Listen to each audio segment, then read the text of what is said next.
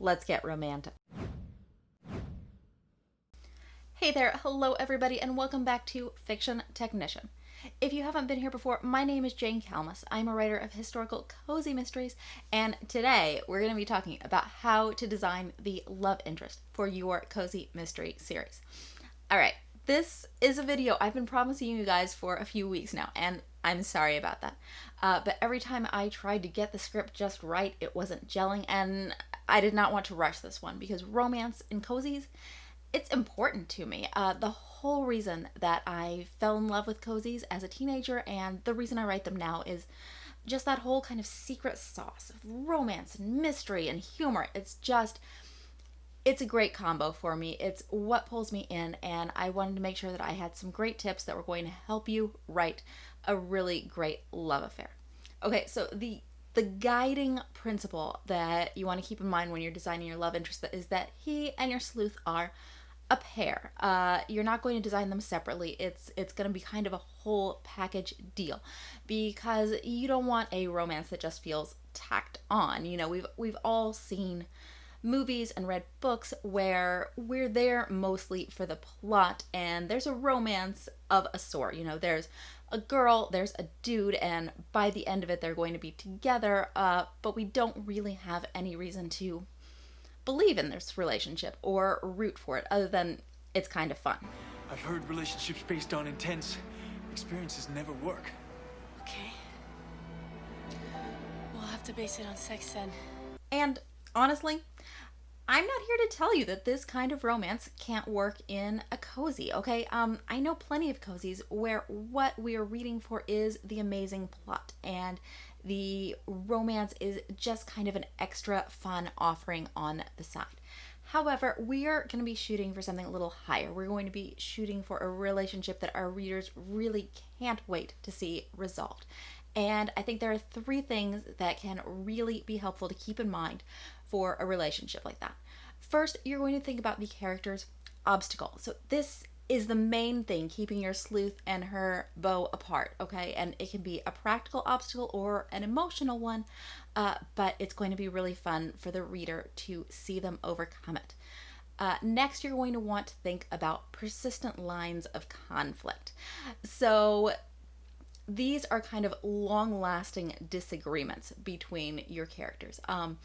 You can think of them kind of as low-level obstacles. They don't really keep your characters apart, but they allow them to kind of pull apart so that we can have some spicy scenes between them and allow the relationship to go through a few bumps along the way. And then you're going to think about their great need. So either one or both of your romantic partners is going to have some great psychological need that they really need another person to fulfill for them. And so we're going to be looking at all 3 of these elements through the lens of a few cozy series, some book series, some TV series, and kind of looking at different ways that you can address these 3 elements. Okay, but before we get started, if you like my work, if you think I'm doing a good job, please hit the like button down below and hit that big red subscribe button, ring the notification bell if you never want to miss an upload.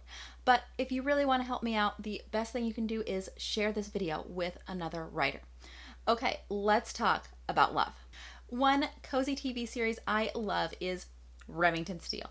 Okay, this is from way back in the 80s, but it's still really fun to watch. It's just a great cozy with all that humor and romance. The main obstacle between the love interest is going to be lack of trust.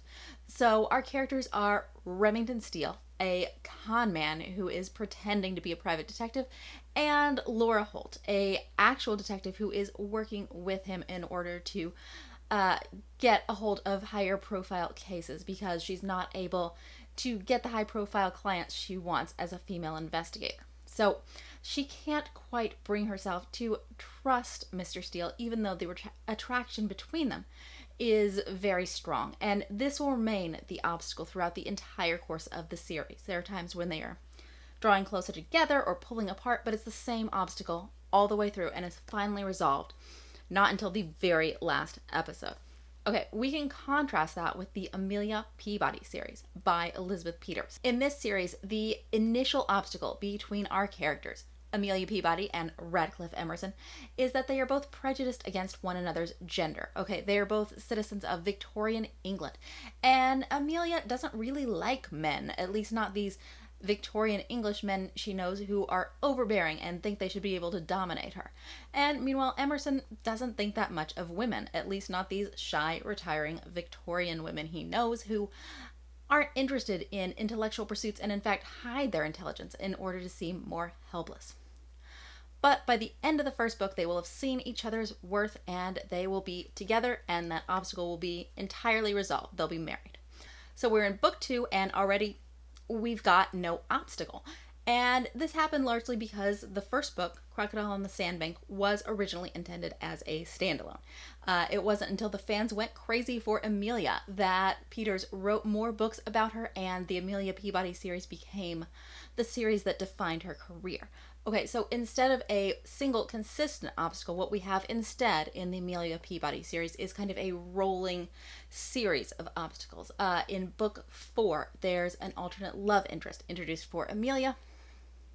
And though she never actually betrays Emerson, it does complicate things a lot. In book 5, a love interest from Emerson's past comes back. And in book 7, personal favorite, there's a case of amnesia. So this is kind of a different model. You can go with a long-standing complication or a series of them. So which is better, a single obstacle of long-standing or a rolling series of obstacles? I feel like every obstacle has its shelf life. You just can't keep any obstacle going for more than, say, 3, maybe 4, perhaps 5 books. So eventually, if your series has a lot of longevity, you're going to need to get into rolling obstacles. But you don't necessarily have to have that planned out from the first book. You can just start with one obstacle and see where it leads you. Another model we can look at is the Praveen Mystery Series by Sujata Massey. Okay, this is an example of taking kind of a huge obstacle and breaking it down into stages and dealing with one stage in each book. Our heroes here are going to be Praveen Mystery and Colin Sandringham. So these are characters who live in 1920s India. Praveen is Indian and Colin is British, and so already there are going to be some cultural differences they're going to have to get past. But that's not all, because actually Praveen is married. She married young and unwisely and to an abusive husband. She's been able to escape that marriage, but not totally. She was able to get a legal separation, but under the Parsi law that governs her marriage, she was not able to actually get a legal divorce. So this is such a huge complication. We don't even meet Colin until book 2. Book 1 is all about getting Praveen out of that marriage. And then in book 2, we meet Colin, and the initial complication between them is simply misunderstanding. Colin doesn't understand that Praveen is actually romantically available. He thinks that she's happily married.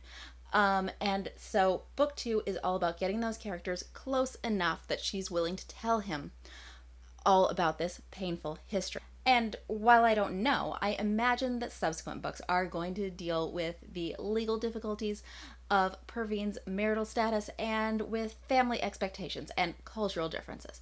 So this is the kind of obstacle that can really give you a lot of mileage. You can get 4, 5, 6 books out of this because we always feel that we are making progress and dealing with a new subject. So obstacles are great for romance. We love to see characters fight to get past them, but sometimes they're not enough. In the Amelia Peabody series, there are several books where there's basically no obstacle keeping our characters apart. And in Remington Steele, there are times when we just want to give that one obstacle a rest for a little bit. And that's where you need persistent lines of conflict. Okay, these are just major disagreements that your characters have that they can bring up from time to time and that can be at the root of their witty banter. In Amelia Peabody, there's really only one persistent line of conflict, and that's competition. Both Amelia and Emerson generally think that they're the smartest, they're in charge, and they often explicitly compete to see who can figure out the murderer first. In Remington Steele, on the other hand, we've got just that one obstacle, but we've got lots of persistent lines of conflict. There's money, because they both draw from the agency funds, and Laura's a saver. Steele is a spender. There's power. Laura is the one with the expertise in detection, and so she feels like she's in charge, and she frequently is, but Steele is the one that the clients recognize as the boss, and so sometimes he can trap Laura into doing what he wants by bringing it up to the client first. And sometimes they have conflicts over loyalty. Steele still has a lot of contacts from his days as a con man, and sometimes he'll represent the criminal side of things while Laura will represent law and order. When you're ready to design persistent lines of conflict for your characters, there are several places that you can look. Money, power, and gender roles are always good. Basically, if it's something that you should discuss with a potential spouse before you marry them, it's a good place to look for conflict.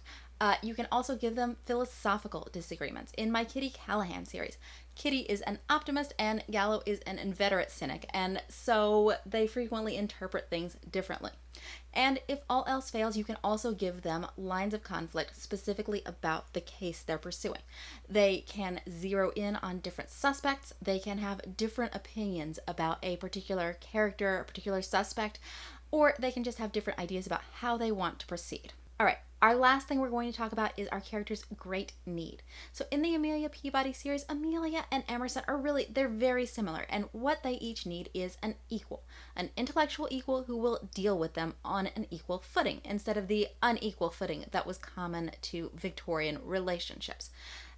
In Remington Steele, in contrast, our characters are very different, and what they need is not the same thing. They each kind of need somebody to balance out their worldview. Remington Steele is very fun and fly by the seat of his pants. Laura is very practical. And so they both kind of need somebody to help them get on an even keel. And in the Praveen mystery series, what our characters need, what both of them need, is acceptance. They both come to the relationship with a lot of baggage. Praveen has her marriage, and Colin has some baggage of his own. And so what they need is somebody who's willing to look past all of that and love them for who they are. When it comes time to design your character's great need, it may be helpful to just think about the things that you need in a relationship. Acceptance, stability, honesty, fun are all things that we really need in our closest relationships, especially perhaps if they've been denied to us in previous relationships. So allowing your characters to fulfill these needs for one another is going to give your readers a very fulfilling experience. Check out